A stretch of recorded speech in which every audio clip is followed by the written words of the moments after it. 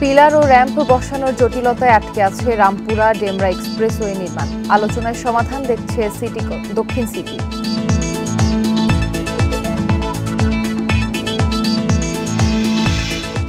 সাইদনগরে ক্ষতিপূরণ না দিয়ে রাস্তা বড় করছে উত্তর সিটি। মালিকদের হুমকির অভিযোগ কাউন্সিলরের বিরুদ্ধে।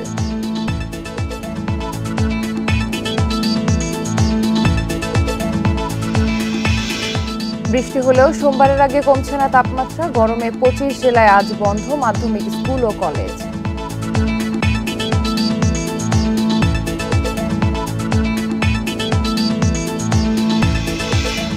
কমতে শুরু করেছে সিলেট সুনামগঞ্জের নদ নদীর পানি। উজানের ঢল এলেও তীব্র বন্যার আশঙ্কা কম।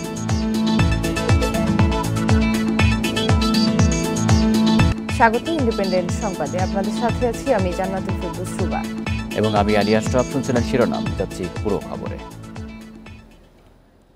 সিটি কর্পোরেশনের টালবাহানায় রামপুরা ডেমরা এলিভেটেড এক্সপ্রেসওয়ের কাজ শুরু হচ্ছে না।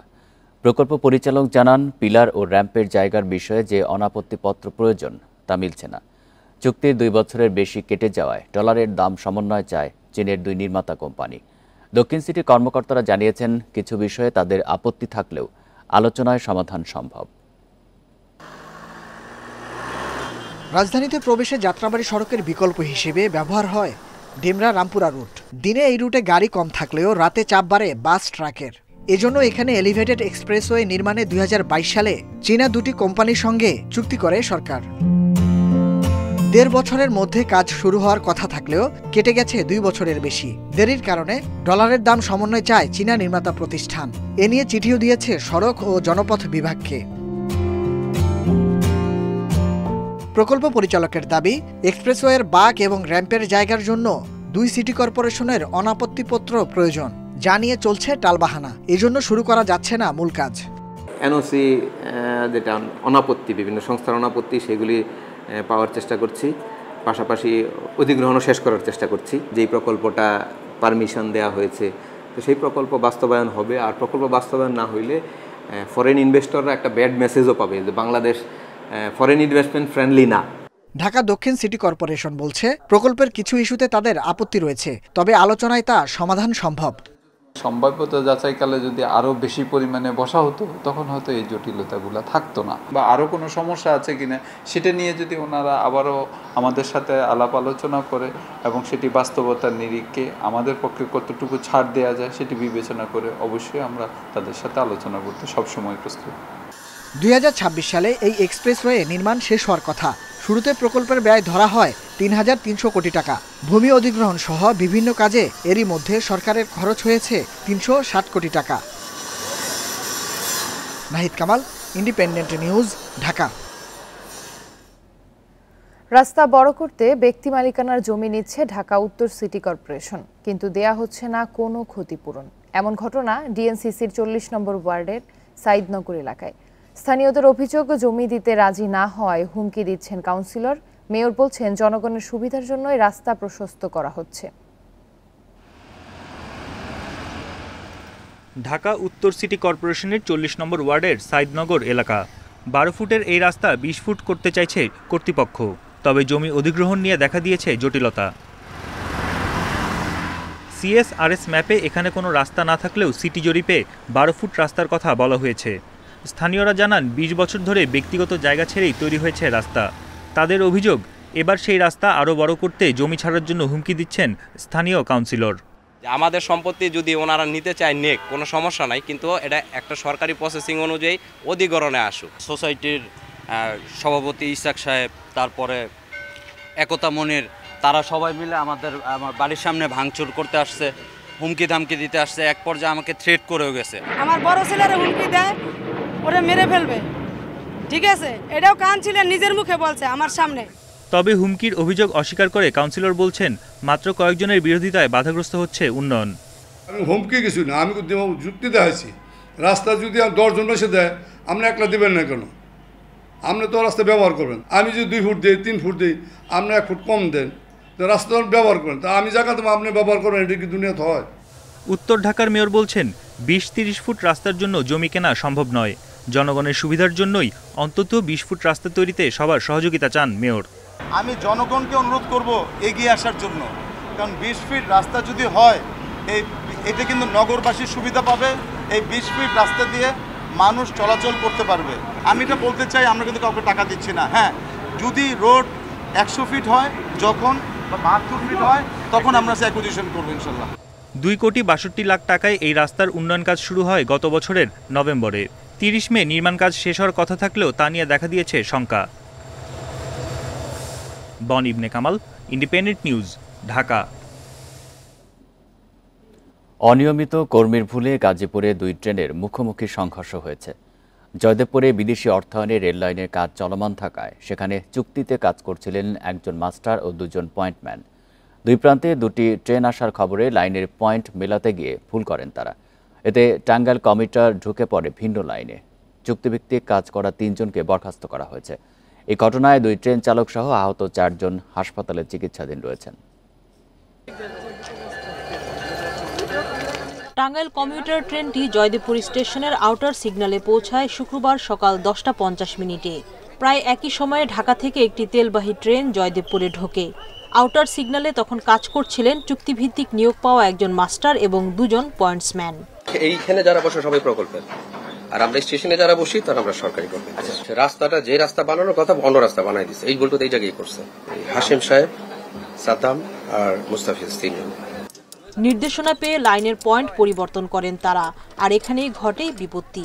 টাঙ্গাইল কমিউটার ট্রেন ঢুকে যায় অন্য লাইনে। এতেই ঘটে সংঘর্ষ, আহত হন 2 চালক সহ 4 জন। ঘটনার পরই পালিয়ে যান 2 পয়েন্টসম্যান। এইগুলা তো হচ্ছে মানে মোটর পয়েন্ট, এগুলো হাত দিয়ে ঘুরে আপাতত মানে নেই। এগুলো হচ্ছে ডিজিটাল হলে মানে ইন্টারলক হলে হচ্ছে স্টেশন থেকেই বানায়, আর যেহেতু ইন্টারলক না কাজ চলতেছে এই জন্য মনে করেন হাত দিয়েই বানাইতে হয়। রেল কর্মকর্তারা বলছেন মেকানিক্যাল ও সিগন্যালের ত্রুটি হলেই এমন দুর্ঘটনা ঘটে। গাজীপুরের ঘটনা তদন্ত করে দোষীদের বিরুদ্ধে ব্যবস্থা নেওয়া হবে। এখানে হলো আমাদের রেভিনিউ যারা আছে, রেভিনিউ লোকও আছে এবং প্রজেক্ট থেকেও কাজ করছে। যেহেতু নন ইন্টারলক, সেহেতু প্রত্যেকটা পয়েন্টে পয়েন্টে আমাদের লোক দেওয়া লাগছে। সেই জন্য 2 রেভিনিউ এবং প্রজেক্টে 2 শ্রেণীর লোক আছে। এই 2টা হিউম্যান ফেলিউর অথবা টেকনিক্যাল কোনো বিষয়, এবং এটা আসলে তদন্ত কমিটি যারা 5 সদস্য আছে তারাই সঠিকভাবে বলতে পারবে যে অ্যাকচুয়ালি কি করছে। এই ঘটনায় বিভাগীয় সিগন্যাল প্রকৌশলীর নেতৃত্বে তদন্তে নেমেছে একটি কমিটি। 3 কার্যদিবসের মধ্যে তাদের রিপোর্ট দেওয়ার কথা রয়েছে। সুলতানা জাহান মিতু, ইন্ডিপেন্ডেন্ট নিউজ, ঢাকা।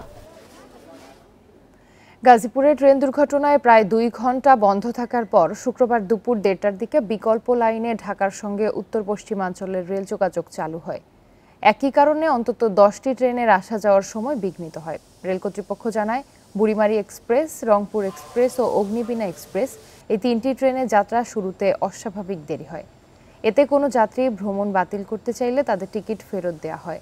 এদিকে ঢাকায় আসার পথে বিভিন্ন জায়গায় আটকে ছিল জামালপুর এক্সপ্রেস, সিরাজগঞ্জ এক্সপ্রেস, হাওর express, Brahmaputra express, silk city সহ অন্তত 7টি ট্রেন। এতে ভোগান্তিতে পড়তে হয় যাত্রীদের। জয়দেবপুর নাকি অ্যাক্সিডেন্ট হয়েছে, ট্রেন পড়ে গেছে ওখানে। আমাদের ট্রেন তো মনে হয় 1টায় না 1:30টায় থাকে, ওইটা বলছে 3টা অথবা 3:30। বিলম্ব হবে 3টা ট্রেন হলো। আমরা বসে আছি, আমরা সিল্ক সিটি রাজশাহীতে যাব। জয়দেবপুরে যে ট্রেন 2 ঘন্টার মতো ট্রেন চলাচল বিলম্ব হয়েছে। এর মধ্যে ঢাকা স্টেশনে বসেছিলাম বুড়িমারি এক্সপ্রেস, রংপুর, অগ্নিবীণা এই 3টা ট্রেন ঢাকা স্টেশনে বসেছিল। এবং যেহেতু আমরা ডিউরেশনে জানতাম না কতক্ষণ লাগে, যে কোনো অনেক একদিন ঘটলে, সেক্ষেত্রে যাত্রীদের যারা যাত্রা বাতিল করতে চায় ট্রেন, তাদেরকে আমরা টিকিট রিফান্ডের অপশন দিয়েছি। দেশের বিভিন্ন জায়গায় বিচ্ছিন্নভাবে বৃষ্টি হলেও রাতারাতি কমছে না তাপমাত্রা। 6 তারিখ বৃষ্টিপাতের পর তাপমাত্রা সহনীয় পর্যায়ে আসতে পারে। আজ গাজীপুর ও নরসিংদী সহ ঢাকার উত্তরাংশে এবং চট্টগ্রাম, সিলেট বিভাগের বিভিন্ন জেলায় বৃষ্টিপাতের সম্ভাবনা রয়েছে। তবে চলতি মাসে নেই অতি তীব্র তাপপ্রবাহের আশঙ্কা, জানিয়েছে আবহাওয়া অফিস। টানা তাপপ্রবাহে অতিষ্ঠ হয়ে ওঠে রাজধানীবাসী। তাই অপেক্ষা ছিল বৃষ্টির। বৃষ্টি নামায় কিছুটা কমে গরম, স্বস্তি ফেরে নগরবাসীর মধ্যে। বৃষ্টির কারণে প্রকৃতি যেন ফিরে পায় সজীবতা। রাতের বৃষ্টিতে তাপমাত্রা কিছুটা কমায় স্বস্তি পাওয়া গেছে শুক্রবার সকালেও। গতকাল বৃষ্টি হওয়ার কারণে আজকে অনেকটা প্রশান্তি ফিল করছি, আগের থেকে অনেকটা ভালো লাগতেছে। সকালে বের হয়েছি, মনটা ভালো আছে। তবে দিন গড়ানোর সঙ্গে সঙ্গে উত্তাপ বাড়তে থাকে সূর্যের। এরপরও গরম আগের কিছুদিনের তুলনায় দেখা গেছে কম। আবহাওয়া অফিস বলছে 5 তারিখ পর্যন্ত দেশজুড়ে বিদ্যমান থাকবে তাপপ্রবাহ। 6 তারিখ থেকে বৃষ্টির পর তা কমতে শুরু করবে। বর্তমান যে অবস্থা আছে তাপপ্রবাহটা যে দেশের পশ্চিমাঞ্চলে তাপপ্রবাহটা দূরীভূত হতে আরও 2 থেকে 3 দিন সময় লাগবে এবং আমরা দেখছি 6 তারিখ থেকে মোটামুটি সারা দেশে তাপপ্রবাহটা অনেকটা প্রশমিত হবে এবং প্রশমিত হবে অর্থাৎ 6 তারিখ থেকে দেশে অনেক জায়গাতে বৃষ্টিপাতের প্রবণতাটা বৃদ্ধি পাবে। চলতি মাসে বেশ কয়েকবার কালবৈশাখী ও শিলাবৃষ্টির পূর্বাভাসও দিয়েছে আবহাওয়া অধিদপ্তর। আছে ঘূর্ণিঝড়ের আশঙ্কাও, তবে অতি তীব্র তাপপ্রবাহ হবে না। মে মাসের জন্য সামগ্রিকভাবে সারা দেশে স্বাভাবিক বৃষ্টিপাতের সম্ভাবনা রয়েছে এবং এই মাসে 3 থেকে 5টি শিলাবৃষ্টি সহ হালকা কালবৈশাখী ঝড়ের সম্ভাবনা রয়েছে এবং 1 থেকে 2টি মাঝারি থেকে তীব্র কালবৈশাখী ঝড়ের সম্ভাবনা রয়েছে। আবহাওয়াবিদেরা বলছেন এপ্রিল মাসে যে পরিমাণ বৃষ্টিপাত হয়েছে স্বাভাবিকের চেয়ে তা 81% কম ছিল, যার ফলে তাপমাত্রা পৌঁছে অসহনীয় পর্যায়ে। ইকরামুল কবির, ইন্ডিপেন্ডেন্ট নিউজ, ঢাকা। তাপপ্রবাহের কারণে 25 জেলার মাধ্যমিক স্কুল, কলেজ ও মাদ্রাসা সহ কারিগরি শিক্ষা প্রতিষ্ঠান আজ বন্ধ রাখার সিদ্ধান্ত নেওয়া হয়েছে।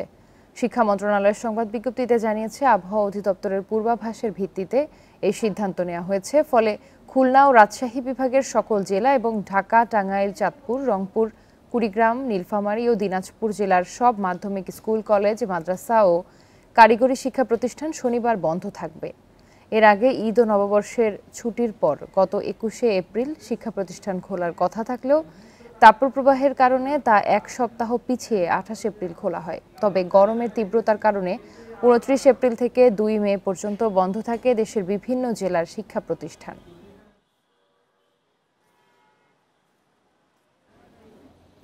কমতে শুরু করেছে সিলেট সুনামগঞ্জের নদ নদীর পানি। শুধু সুরমার পানি কানাইঘাট পয়েন্টে বিপদসীমার 13 সেন্টিমিটার ওপর দিয়ে প্রবাহিত হচ্ছে। আগামী 48 ঘন্টায় সুরমা, কুশিয়ারা, জাদুকাটার পানি স্থিতিশীল থাকবে। উজানের চেরাপুঞ্জি ও শিলচরে ভারী বৃষ্টি কমেছে, তাই উজানের ঢল এলেও হাওরে এবার তীব্র বন্যার আশঙ্কা কম। উজানের ঢল তীব্র হবে এমন খবর শুনে সুনামগঞ্জের হাওরে শুরু হয় ধান কাটার ব্যস্ততা। হাতে সময় কম, তাই মাঠের ধান ঘরে তুলতে দম ফেলার সময় নেই। 1 মে থেকে ভারতের চেরাপুঞ্জিতে ভারী বৃষ্টি হয়, তবে 2 মে রাত থেকে চেরাপুঞ্জি, শিলচর, আইজল, কৈলাসহরে বৃষ্টি কমেছে, যা 4 মে থেকে আরও কমে আসবে। তাই আগামী 48 ঘন্টায় ভাটিতে বড় বন্যার কোনো সম্ভাবনা নেই। আগামী 48 ঘন্টা পর্যন্ত সিলেট, সুনামগঞ্জ এছাড়াও নেত্রকোনা, হবিগঞ্জ, মৌলভীবাজার এসব জায়গায় পানির সমতল স্থিতিশীল থাকছে এবং কিছু কিছু জায়গায় হ্রাস পাওয়ার সম্ভাবনা রয়েছে। 48 ঘন্টা আমরা আকস্মিক বন্যার ঝুঁকি দেখতে পাচ্ছি না। বন্যা পূর্বাভাস ও সতর্কীকরণ কেন্দ্রের তথ্য বলছে 46টি পয়েন্টের মধ্যে 30 পয়েন্টে পানি বাড়ছে। সিলেটের সুরমা, কুশিয়ারা নদীর পানি কমতে শুরু করেছে, তবে সুনামগঞ্জের ছাতক, দেরাই, মার্কুলি পয়েন্টে সুরমার পানি বাড়ছে। আর জাদুকাটা, সোমেশ্বরী, কংস নদীর পানি বাড়লেও তীব্র বন্যার আশঙ্কা নেই। অভ্যন্তরীণ বৃষ্টিটা আছে সেটা আসলে আমাদের বন্যার জন্য অতটুকু দায়ী না, যতটুকু উজানের পানি আমাদের জন্য বেশি দায়ী হয়ে থাকে। আজকে 3 এবং আগামী 4 এই 2 দিন পর্যন্ত আমরা মোটামুটি দেখতে পাচ্ছি বৃষ্টিপাতের প্রবণতাটা কম। 5 এবং 6 তারিখে থেকে বৃষ্টিপাতের প্রবণতাটা রয়েছে, সেটা আমরা পর্যবেক্ষণে রেখেছি। বন্যা পূর্বাভাস ও সতর্কীকরণ কেন্দ্রের পূর্বাভাস বলছে, আসামের শিলচরে ভারী বৃষ্টি কমে যাওয়ায় তিস্তা অববাহিকা এখনও স্বাভাবিক রয়েছে। Shahriar Anirban, independent news, Dhaka. নির্বাচনের আগে যেসব দেশ চাপ দিয়েছিল তারাই এখন চাপে আছে বলে মন্তব্য করেছেন আওয়ামী লীগের সাধারণ সম্পাদক ওবায়দুল কাদের। বলেন, আরব বসন্তের ঢেউ আটলান্টিকের ওপারেও লেগেছে।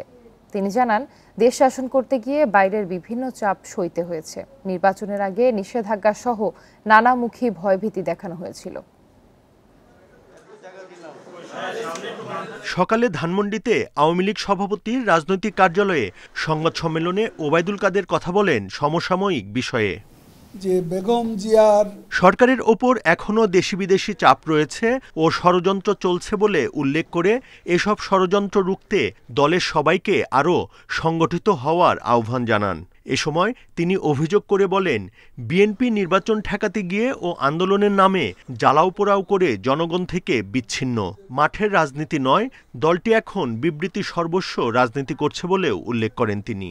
বিএনপি নিজেরাই এখন বিভক্ত, তাদের দলের বহুদিন ধরে কাউন্সিল নেই, তাদের ঘরোয়া রাজনীতি বলতে গেলে ঝিমিয়ে পড়েছে, নেতা মিল নেই। কর্মীরাও দল আবারও ক্ষমতায় আসবে এ ধরনের আশাবাদ নেতারা ব্যক্ত করলো, কর্মীরাই আশা কারণ দেখছে না এবং কর্মীরাও হতাশ হয়ে পড়েছে। আসন্ন উপজেলা নির্বাচন প্রসঙ্গে দলের সভাপতির বক্তব্যের বিষয়ে ওবায়দুল কাদের বলেন, স্বজন বলতে স্ত্রী সন্তান অংশ নিতে পারবেন না। জানান, দলীয় এমপি মন্ত্রীরা প্রশাসন ও নির্বাচনকে কোনো রকম প্রভাব বিস্তার যেন না করেন সেই বিষয়টি দেখা হবে। স্বজন প্রীতি কোনো অবস্থাতে এটাকে প্রশ্রয় দেব না, এটা আপনারা বাস্তবে দেখবেন। পার্টি থেকে আমরা সর্বতভাবে চেষ্টা করছি যাতে সহিংসতা, মারামারি এসব বিষয়গুলো পরিহার করা। আওয়ামী লীগের ৭৫ বছর পূর্তি উপলক্ষে কেন্দ্র থেকে ওয়ার্ড এমনকি ইউনিয়ন পর্যায়েও ব্যাপক কর্মসূচি নেওয়া হবে বলেও জানান দলের সাধারণ সম্পাদক। প্রধানমন্ত্রী শেখ হাসিনা বুদ্ধদেব কুণ্ডু, ইন্ডিপেন্ডেন্ট নিউজ, ঢাকা। কক্সবাজারের টেকনাফ উপজেলা পরিষদের চেয়ারম্যান প্রার্থী নুরুল আলমকে লক্ষ্য করে গুলিবর্ষণের অভিযোগ উঠেছে সাবেক সংসদ সদস্য আব্দুর রহমান বদির বিরুদ্ধে। বৃহস্পতিবার রাতে উপজেলার হয়ক্কং ইউনিয়নের কম্বনী এলাকায় গুলিবর্ষণের ঘটনা ঘটে। এই ঘটনায় ওই রাতেই টেকনাফ থানায় লিখিত অভিযোগ দেন নুরুল আলম। পরের সংবাদ সম্মেলনে অভিযোগ করেন, নির্বাচনী প্রচার চালানোর সময় সাবেক সংসদ সদস্য বদি স্ত্রীর গাড়িতে এসে তাকে লক্ষ্য করে 2 রাউন্ড গুলি করেন।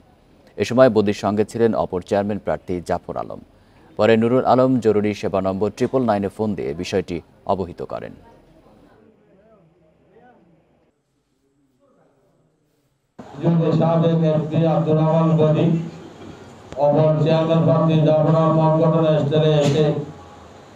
আমাকে লক্ষ্য করে পরিদর্শন করে কয়েকজন মোটরসাইকেল এবং লোকবল নিয়ে সেখানে তারা বলা বলি করছে আমি নাকি আলম সাহেবকে গুলি করেছি। আমার প্রশ্ন হলো, সেখানে তো গুলি করার মতন কোনো ঘটনা নাই। ভোটের দিন এগিয়ে আসার সঙ্গে জোরালো হচ্ছে প্রথম ধাপের উপজেলা নির্বাচনের প্রচার। প্রচণ্ড গরম উপেক্ষা করে প্রার্থীরা ছুটছেন ভোটারদের কাছে। বৈরী আবহাওয়ার মধ্যেও প্রচারের লড়াইয়ে পিছিয়ে থাকতে রাজি নন কেউ। একদিকে চলছে তাপপ্রবাহ, অন্যদিকে বোরো ধান কাটার মৌসুম, তাই হাটবাজার, চায়ের আড্ডায় স্বাভাবিক সময়ের তুলনায় লোক কম। এর প্রভাব পড়েছে উপজেলা নির্বাচনের প্রচারে। কিন্তু বসে নেই গোপালগঞ্জের 3 উপজেলার প্রার্থীরা। গোপালগঞ্জ সদর, টুঙ্গিপাড়া ও কোটালীপাড়া উপজেলায় প্রার্থীরা সমর্থকদের সঙ্গে নিয়ে বাড়ি বাড়ি ঘুরছেন ভোটার আশায়।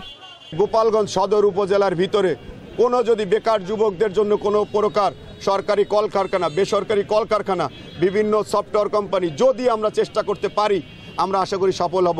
সর্বপ্রথম আমার কাজ হবে আমার এই টুঙ্গিপাড়া উপজেলায় কমসে কম 3000 বেকার ছেলে, বেকার যুবক যুবতী মেয়েরা আছে, আমি তাদের কর্মসংস্থান ব্যবস্থা করব। টুঙ্গিপাড়ার আপামর জনসাধারণকে সাথে নিয়ে আমার পরিকল্পনা অনুযায়ী মাননীয় প্রধানমন্ত্রীকে জানাবো এবং মাননীয় প্রধানমন্ত্রীর মাধ্যমে আমি টুঙ্গিপাড়াকে একটি স্মার্ট টুঙ্গিপাড়া এবং অসাম্প্রদায়িক টুঙ্গিপাড়া হিসেবে গড়ে তুলব। উপজেলা নির্বাচনের আমেজ স্পষ্ট মেহেরপুর সদর ও মুজিবনগরে। সড়কে নজর কাটছে প্রার্থীদের পোস্টার, মোড়ে মোড়ে তৈরি করা হয়েছে নির্বাচনী ক্যাম্প। এসব ক্যাম্প ঘিরেই চলছে প্রচারের ব্যস্ততা। গরিব দুঃখী মানুষের মনের কথা বুঝবে, ভাষা বুঝবে, তাদের আমরা দেব ভোট। রোদ গরম মাথায় নিয়ে ভোটের আশায় পাড়া মহল্লায় প্রচার চালাচ্ছেন হবিগঞ্জের বানিয়াচং ও আজমিরীগঞ্জ উপজেলার প্রার্থীরা। উন্নয়নের পরিকল্পনা এবং কুশল বিনিময়ে ভোটারদের মন জয় করার চেষ্টায় কমতি রাখছে না কেউ। প্রার্থীরা যখন ব্যস্ত প্রচারে, তখন ভোটের পরিবেশ নিশ্চিত করা নিয়েই চিন্তা নির্বাচন কর্মকর্তাদের। এখন পর্যন্ত প্রচারণার মধ্যে কোনো ধরনের অনিয়ম আমাদের কাছে পরিলক্ষিত হয়নি।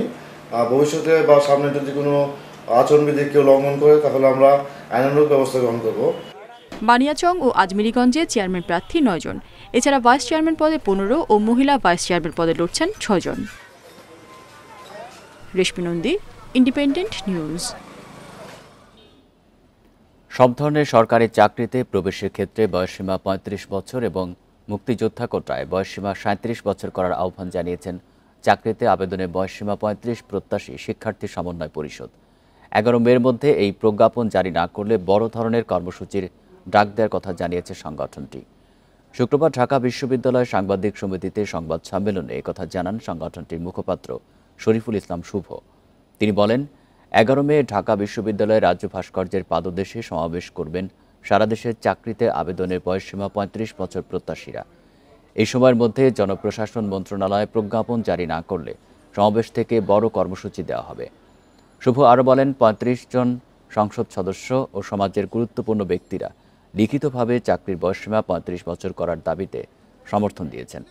শিক্ষিত বেকারদের প্রতি নজর দেওয়ার আহ্বানও জানান তিনি। বিদ্যমান সকল পর্যায়ে চাকরিতে আবেদনের বয়সসীমা আন্তর্জাতিক মানদণ্ড অনুযায়ী সর্বনিম্ন 35 বছর। আপনারা জানেন, বিসিএস, ডাক্তার এবং মুক্তিযোদ্ধা সন্তানদের ক্ষেত্রে তাদের প্রতি সম্মান জানিয়ে আমরা রেখেছি 37 বছর। 71-এ হারিয়ে যাওয়া মাকে ফিরে পেলেন 2 মেয়ে। মুক্তিযুদ্ধের সময় ভারতের শরণার্থী শিবিরে আশ্রয় নিতে গিয়ে বিচ্ছিন্ন হয় পুরো পরিবার। এক ট্রাক চালকের কাছে আশ্রয় পান সেলিমা ও তাসলিমা। যুদ্ধের পর বাবাকে ফিরে পেলেও মাকে পাননি, কিন্তু হাল ছাড়েননি 2 মেয়ে। ছোটবেলার ছবি পোস্ট করতে থাকেন ফেসবুকে। কয়েক বছরের চেষ্টায় পাকিস্তানে খোঁজ মেলে মায়ের। শুক্রবার রাতে শাহজালাল বিমানবন্দরে নামেন মা চমনারা বেগম। 54 বছর পর মাকে কাছে পেয়ে বাকরুদ্ধ তারা। এই দেখা 54 বছর পর মায়ের কাছ থেকে হারিয়ে যাওয়ার পর আবার তাকে ফিরে পাওয়ার উচ্ছ্বাস। 71-এর মুক্তিযুদ্ধের সময় 2 মেয়ে উম্মে সেলিমা, তাসলিমা তাদের বাবা মায়ের সঙ্গে পাড়ি জমান ভারতের শরণার্থী শিবিরে। সেখান থেকে বিচ্ছিন্ন হয়ে যায় পুরো পরিবার। পরে এক ট্রাক চালক দেশে ফিরিয়ে এনে লালন পালন করেন তাদের।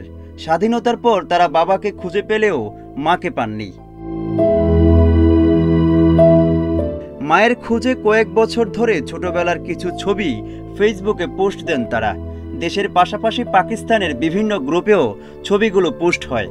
এসব ছবি নজরে আসে পাকিস্তানের সংবাদ মাধ্যমের। তাদের কল্যাণে 2022 সালে খোঁজ মেলে হারানো মা চমনারা বেগমের। সব জটিলতা পেরিয়ে শুক্রবার রাতে সন্তানদের কাছে ফেরেন হারিয়ে যাওয়া মা। 14-15 সাল থেকে আমি তাকে খোঁজা শুরু করি। 22-এ এসে তাকে সন্তান পাই।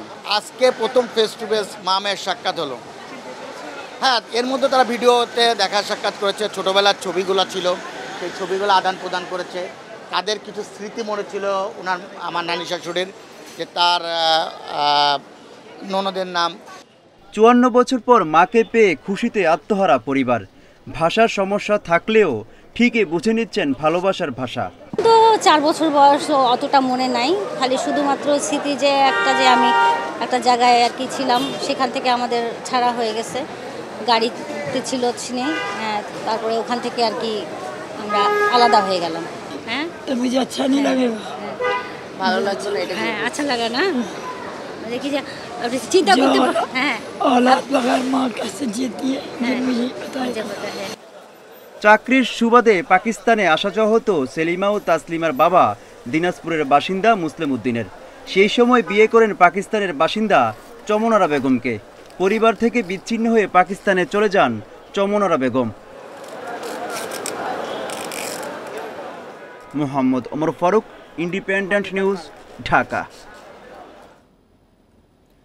তিউনিসিয়া উপকূলে প্রাণ হারানো 8 জনকে গোপালগঞ্জ ও মাদারীপুরের গ্রামের বাড়িতে দাফন করা হয়েছে। শুক্রবার বিকেলে মরদেহগুলো স্বজনদের কাছে হস্তান্তর করা হয়। পুলিশ জানিয়েছে, তিউনিসিয়ায় ময়নাতদন্ত হয়ে যাওয়ায় ঢাকায় একই প্রক্রিয়ার পুনরাবৃত্তি হয়নি। প্রিয়জনের নিথর দেহের জন্য অপেক্ষা করেছেন দীর্ঘ 2.5 মাস। বৃহস্পতিবার মরদেহ দেশে ফিরলেও তা বুঝে পাননি স্বজনরা। শুক্রবার অনেকটা নির্লিপ্তভাবে গ্রহণ করেন তিউনিসিয়া উপকূলে নৌকাডুবিতে মারা যাওয়া 8 জনের মরদেহ। বিকেলে ঢাকা জেলার নির্বাহী ম্যাজিস্ট্রেট সায়েম ইমরান ও ঢাকা মেডিকেল কলেজের ফরেনসিক বিভাগের প্রভাষক ডাক্তার ফাহমিদা হকের উপস্থিতিতে মরদেহ হস্তান্তর কার্যক্রম চলে, যাদের 3 জনের বাড়ি গোপালগঞ্জ, বাকিদের মাদারীপুরে। সবার দিয়ে গতি হয় না, আমি একা চাইলে কি কোনো কিছু হবে? গভর্নমেন্টের উচিত এই দালাল চক্রগুলা ভালোভাবে খোঁজ খবর নিয়ে ওদেরকে শাস্তির আওতায় আনা। মরদেহগুলো তিউনিশিয়াতেই ময়নাতদন্ত হয়েছিল। সেসব প্রতিবেদন যাচাই বাছাই করে একই প্রক্রিয়ার পুনরাবৃত্তি করা হয়নি ঢাকা মেডিকেলে। যে রিপোর্টটা আসছে দেশের বাইরে থেকে, এটা যে ডেড বডি তিউনিশিয়া, লিবিয়া, ভূমধ্য সাগরেই তোরা মারা গেছে, ওইখানে স্থানীয় ডাক্তাররা যে রিপোর্টটা দিয়েছে সেটা এই ডাক্তার সাহেব শরীরে বিশ্লেষণ করছে। এদিকে শুক্রবার সন্ধ্যার পরই মাদারীপুর ও গোপালগঞ্জে পৃথকভাবে 8 জনের দাফন সম্পন্ন হয়। এ সময় কান্নায় ভেঙে পড়েন স্বজনরা। জাহিদুল ইসলাম, ইন্ডিপেন্ডেন্ট নিউজ, ঢাকা। বরাদ্দ না থাকায় চাঁদপুরের ডাকাতিয়া নদীর ওপর এমএ অদূত সেতুর একাংশের কাজ বন্ধ। সেতুতে ঝুঁকি নিয়ে মই বেয়ে উঠে যাতায়াত করছেন 2 পাড়ের মানুষ। বরাদ্দ পেলে জুনের মধ্যে কাজ শেষ করার আশ্বাস এলজিইডির। 2017 সালের 11 ফেব্রুয়ারি ডাকাতিয়া নদীতে 274 মিটার দৈর্ঘ্যের ভাষাবীর এমএ ওয়াদুদ সেতুর ভিত্তিপ্রস্তর স্থাপন করা হয়, যা শেষ হওয়ার কথা ছিল 2021-এর ডিসেম্বরে। যথাসময়ে শেষ করতে না পারায় আরও 2 বার কাজের মেয়াদ বাড়ানো হয়, তবুও শেষ হয়নি কাজ। তার উপরে বর্তমানে নির্মাণ কাজ বন্ধ। কবে শুরু হবে তা অনিশ্চিত। এত টাকা ব্যয় করে এই কাজটি, এই সেতুর কাজ বাস্তবায়ন না করায় মানুষ এখন খুব দুর্ভোগে আছে। নির্মাণ কাজ আটকে থাকায় এরই মাঝে ঝুঁকি নিয়ে 2 পাড়ের মানুষ সেতুটি ব্যবহার শুরু করেছেন। তাদের দাবি সেতুটি দ্রুত নির্মাণ করা হোক। মই ভাই উঠতে আমাদের অনেক কষ্ট হয়, আমরা চলাফেরা করতে পারি না, বাচ্চাদেরকে নিয়ে নামতেও পারি না, উঠতেও পারি না। আজকে দীর্ঘদিন যাবত এই ব্রিজটা এইভাবে পড়ে রয়েছে। পড়ে থাকার কারণে মানুষ মই দিয়ে উঠতে নামতে হয়। যে মই দিয়ে উঠে নামা করে, মইটা যদি কোনো কারণবশত ছিটকে মানুষ পড়ে তাহলে মৃত্যু পর্যন্ত হতে পারে। কাজ নিয়ে ঠিকাদাররা কোনো কথা বলেননি। আর ক্যামেরায় কথা না বললেও এলজিডি নির্বাহী প্রকৌশলী আহসান কবির জানান, বরাদ্দের অভাবে কাজ বন্ধ রাখা হয়েছে। 2 ধাপে সেতু নির্মাণে ব্যয় ধরা হয়েছে 65 কোটি টাকা। Independent news.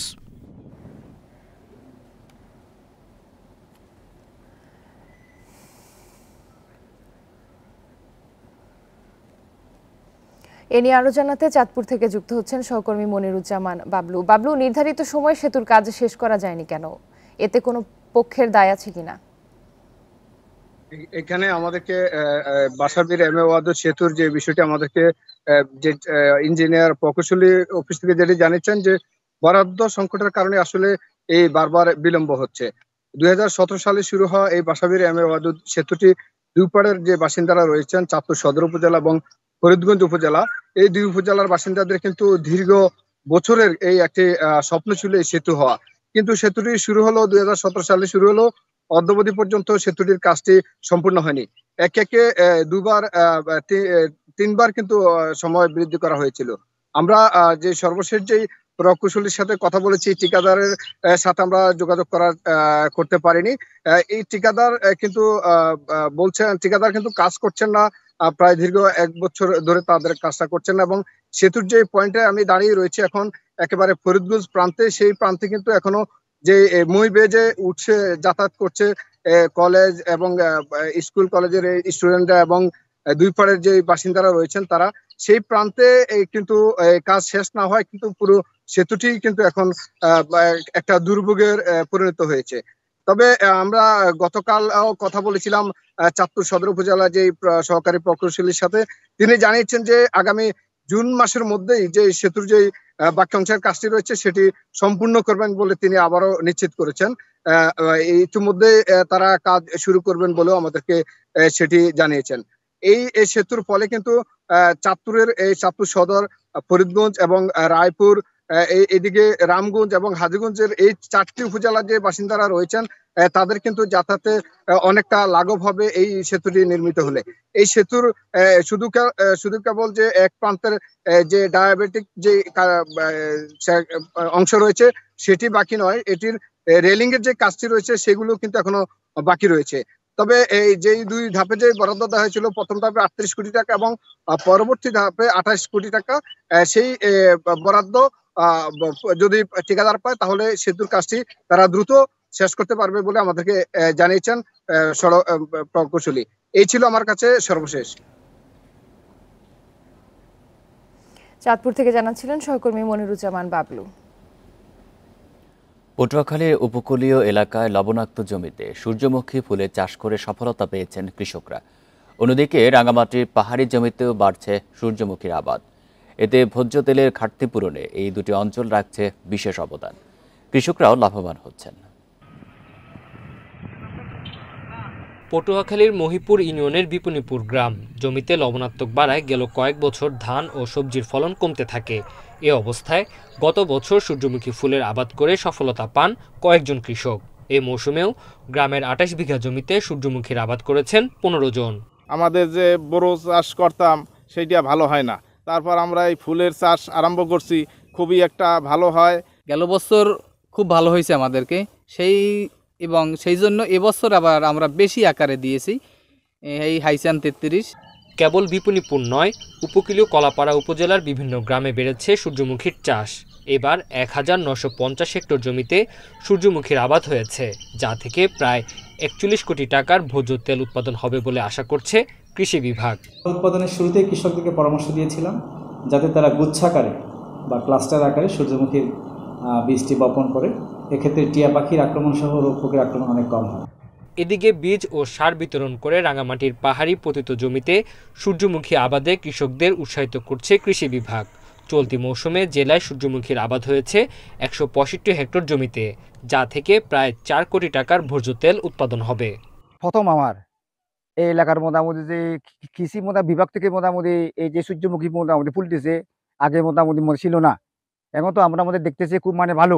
আমরা আমাদের কৃষি প্রণোদনা থেকে 200 বিঘা এবং 200 জন মানুষকে আমরা প্রণোদনা দিতে পেরেছি এবং আমাদের রাঙামাটি পার্বত্য জেলা পরিষদ তারাও কৃষি বিভাগের প্রতি, কৃষকের চাহিদার প্রতি তারা দৃষ্টি রেখে তারা 1000 বিঘা বা 1000 জনকে সূর্যমুখী বীজ সহায়তা করেছে। সূর্যমুখীর আবাদ বাড়ানো গেলে ভোজ্য তেল আমদানি কমানো সম্ভব হবে বলে মনে করেন কৃষি কর্মকর্তারা। Independent news. টানা তাপপ্রবাহে গাছ থেকে আম ঝরে পড়ায় দিশেহারা খাগড়াছড়ির বাগান মালিকেরা। এরই মধ্যে ঝরে গেছে প্রায় 50 থেকে 60% আম। ঝরে পড়া ঠেকাতে বেশি বেশি পানি দেওয়ার পরামর্শ কৃষি বিভাগের। খাগড়াছড়ি সদরের জাদুরাম পাড়ার এই বাগানের অন্তত 60% আম ঝরে গেছে। টানা তাপপ্রবাহে ঝরে পড়ছে আম্রপালি, বাড়ি ফোর সহ বিভিন্ন প্রজাতির আম। তাপমাত্রা না কমলে বাকি আমও ঝরে পড়ার শঙ্কায় বাগান মালিকরা। পাহাড়ি এলাকায় সেচ দেয়া কষ্টসাধ্য হওয়ায় বৃষ্টি না হলে এই সমস্যার তারা সমাধান দেখছেন না। গত বছর চাইতে এই বছর এমনিতে ফলন কম, তারপরে প্রচন্ড গরমে অনেক আম ঝরে গেছে, প্রায় 60% ঝরে গেছে, আর 40% আছে। দিন রাত পরিশ্রম করতেছি, পানি ওষুধ নানা ধরনের দিয়ে চেষ্টা করতেছি, কিন্তু তারপরে আমটা ঝরে পড়তেছে। পানি দেওয়ার সত্ত্বেও এবং কি ওষুধ দেওয়ার সত্ত্বেও আমরা চেষ্টা করতেছি আমগুলোকে রক্ষা করার জন্য, কিন্তু আমরা পারতেছি না। পানি স্বল্পতার কারণে গাছের ফল ঝরে যাচ্ছে বলে জানান কৃষিবিদরা। ঝরে যাওয়া ঠেকাতে গাছের চারপাশে গর্ত খুঁড়ে পানি দেয়া এবং গাছের পাতায় ইউরিয়া মেশানো পানি ছেটানোর পরামর্শ তাদের। তাপমাত্রা এবং অপরদিকে আমাদের মাটির যে ময়েশ্চার আছে, যে মাটিতে যে পানির ধারণ ক্ষমতা সেটিও কমে গিয়েছে। সেই ক্ষেত্রে দেখা যাচ্ছে গাছ তার অতিরিক্ত ফলগুলো ঝরিয়ে দিচ্ছে। আম গাছকে রক্ষা করার জন্য আমরা কিন্তু তাদেরকে নিয়মিতভাবে আম গাছে পানি স্প্রে করার পরামর্শ দিয়েছি। আমাদের প্রতি লিটার পানিতে আপনারা 2 গ্রাম ইউরিয়া সার গুলিয়ে সেটা পাতাতে স্প্রে করলে এই ফ্রুট ড্রপটা কমবে। চলতি মৌসুমে খাগড়াছড়িতে 4150 হেক্টর জমিতে আমের চাষ হয়েছে। উৎপাদন লক্ষ্যমাত্রা নির্ধারণ করা হয়েছে প্রায় 50,000 টন। Independent news. এপ্রিলে কমেছে রপ্তানি আয়। এ সময় পণ্য রপ্তানি করে আয় $392 কোটি কম। এর আগে টানা 4 মাস রপ্তানি আয় ছিল $500 কোটি ঘরে। মূলত পোশাক রপ্তানি কমায় আয় কমেছে। সংশ্লিষ্টরা বলছেন, ঈদের ছুটির কারণে ক্রয়াদেশ কম থাকায় আয় কম হয়েছে। এপ্রিলে রপ্তানি খাতে প্রবৃদ্ধি নেতিবাচক ধারায় নেমে এসেছে। প্রবৃদ্ধি 1% মতো ঋণাত্মক। তবে একক মাস হিসেবে ঋণাত্মক হলেও জুলাই থেকে এপ্রিল পর্যন্ত 10 মাসে রপ্তানি বেড়েছে 3.93%। এ সময় মোট 4,568 কোটি ডলারের পণ্য রপ্তানি হয়, যদিও সার্বিক হিসেবে লক্ষ্যমাত্রা অর্জন হয়নি। তৈরি পোশাক খাতের রপ্তানি কমে যাওয়ায় আয়ও কমেছে। ইপিবির তথ্য অনুযায়ী গত মাসে 329 কোটি ডলারের পোশাক রপ্তানি হয়েছে, যা 6 মাসের মধ্যে সর্বনিম্ন। নভেম্বর থেকে প্রতি মাসেই 400 কোটি ডলারের বেশি পোশাক রপ্তানি হয়। ব্যবসায়ীরা বলছেন, ঈদের ছুটির কারণে গত মাসে কম বেশি 10 দিন বন্ধ ছিল বেশিরভাগ কারখানা। সে কারণে তৈরি পোশাকের রপ্তানি কম হয়েছে। বছরের দুটো সময় আমাদের রপ্তানিটা ওই for that time being affected হয়। ঈদের মাসটাতে আমাদের ওয়ার্কিং ডেজ কমের কারণে কিছু জটলা পাকে, আবার সেটা পরের মাসে কিন্তু সেটা কিছুটা বাড়তি রপ্তানি হয় বিকজ অফ ওই সময়ের কম যে শিপমেন্ট গুলো থাকে সেগুলো পরের মাসে একটু ক্লিয়ার হয়ে যায়। অর্থনীতিবিদরা বলছেন, এই সংকট সাময়িক, তবে পরবর্তী সময়ে রপ্তানি যেন আবারও 500 কোটির ঘরে যায় সেজন্য এখনই প্রস্তুতি নিতে হবে। এটিকে আমি খুব বেশি অতিমাত্রায় শঙ্কিত হব না এই পর্যায়ে, তবে কশাসলি দেখতে হবে যে আগামী মাসে এটা স্ট্রংলি রিবাউন্ড করে আবার 5-এর কাছাকাছি যায় কিনা, সেটা আপনাকে দেখতে হবে। এদিকে পণ্য রপ্তানিতে দ্বিতীয় শীর্ষ খাত চামড়া ও চামড়াজাত পণ্যের রপ্তানি প্রবৃদ্ধি এখনও নেতিবাচক ধারায় রয়েছে। চলতি অর্থবছরের প্রথম 10 মাসে রপ্তানি হয়েছে 87 কোটি ডলারের পণ্য, যা গত অর্থবছরের একই সময় তুলনায় 13.32% কম। ইফাতারা, ইন্ডিপেন্ডেন্ট নিউজ। জাদুঘরের মতো বাঙালির বর্ণপরিচয়ের ইতিহাস গ্যালারি জুড়ে খটখট শব্দে চলছে লেটার প্রেস। কৌতূহলী চোখে দেখছে ছেলে বুড়ো সবাই। রাজধানীতে আলিয়স ফ্রসেজের লা গ্যালারিতে শুক্রবার সন্ধ্যায় সব্যসাচী হাজরার প্রাইম টু প্রেস প্রদর্শনীর উদ্বোধনী ঘিরে নান্দনিক আয়োজন। একই সঙ্গে শিল্পীর নতুন বই বর্ণমালা বাংলা বর্ণপরিচয় সংকলনের মোড়ক উন্মোচন করেন বিশিষ্টজনেরা। প্রায় বিলুপ্ত লেটার প্রেসটি এখনও সচল। মেশিনে কাগজ দেওয়ার পর ছাপায় ফুটে উঠছে লেখা বা ছবি। Letter press printer Halim Hossain নীলক্ষেতে এই মেশিনে এখনও নিয়মিত কাজ করেন। হাতে চালানো এমন যন্ত্রেই ছাপা হয়েছিল বাঙালির বর্ণপরিচয়ের বইগুলি। 100 বছরের বাংলা বর্ণমালার বই লক্ষ্য করলে দেখা যাবে সেখানেও অক্ষর বিন্যাস ও রূপে বিবর্তন হয়েছে।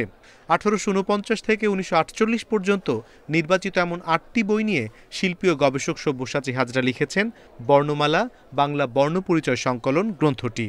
বইয়ের উদ্বোধন উপলক্ষে প্রদর্শনীতে লেটারিং, সম্পাদনা ও মুদ্রণ কৌশলের বিবর্তনও তুলে ধরেছেন তিনি। প্রদর্শনীতে সেকালের মুদ্রণ শিল্পের নিদর্শন, নকশা ও ছবির মাধ্যমে উপস্থাপন করা হয়েছে বাংলা বর্ণমালার শৈল্পিক যাত্রা।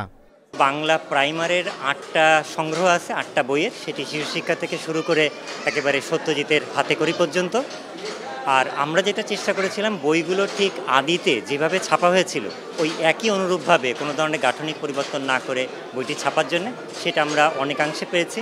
আমাদের যে মুদ্রণ ব্যবস্থা একসময় এত উন্নত ছিল, এখনকার অফসেট প্রেস যে জিনিসটাকে খুব সহজ করে দিছে, কিন্তু নান্দনিকতা আমরা অনেকটাই হারাইছি। প্রদর্শনী শুরুর আগে গ্রন্থটির মোড়ক উন্মোচন করেন বিশিষ্টজনেরা। উপস্থিত ছিলেন বাংলাদেশে নিযুক্ত ফ্রান্সের রাষ্ট্রদূত মারি মাজদুপুই। মদনমোহন তর্কালঙ্কারের যে শিশু শিক্ষা, যেটা সেই 1849 সালে বেরিয়েছিল, আর তারপর থেকে 1948 যেটা বিমলচন্দ্র ঘোষের যে হাতেখড়ি, সেখানে প্রতিটা বইয়ের এই অক্ষর বিন্যাসের মধ্যে একটা পার্থক্য, অক্ষরের রূপের একটা পার্থক্য ঘটে গেছে একই, এবং এটা একটা বিবর্তন। মানব জাতির যেমন ইতিহাসে বিবর্তনের ব্যাপার আছে, আমাদের বর্ণ ব্যাপারটা একটা বিবর্তন আছে। ধানমন্ডির অলিয়ন্স ফ্রসেজে প্রদর্শনী চলবে 18 মে পর্যন্ত। রোববার বাদে প্রতিদিন বিকেল 3টা থেকে রাত 9টা পর্যন্ত উন্মুক্ত থাকবে এই প্রদর্শনী। অনিমেষ কর, ইন্ডিপেন্ডেন্ট নিউজ, ঢাকা। এই ছিল এখনকার সংবাদে। ইন্ডিপেন্ডেন্ট টেলিভিশনের সব খবর বিস্তারিত জানতে চোখ রাখুন ফেসবুক, ইউটিউব ও এক্সে। এতক্ষণ সাথে থাকার জন্য সবাইকে ধন্যবাদ।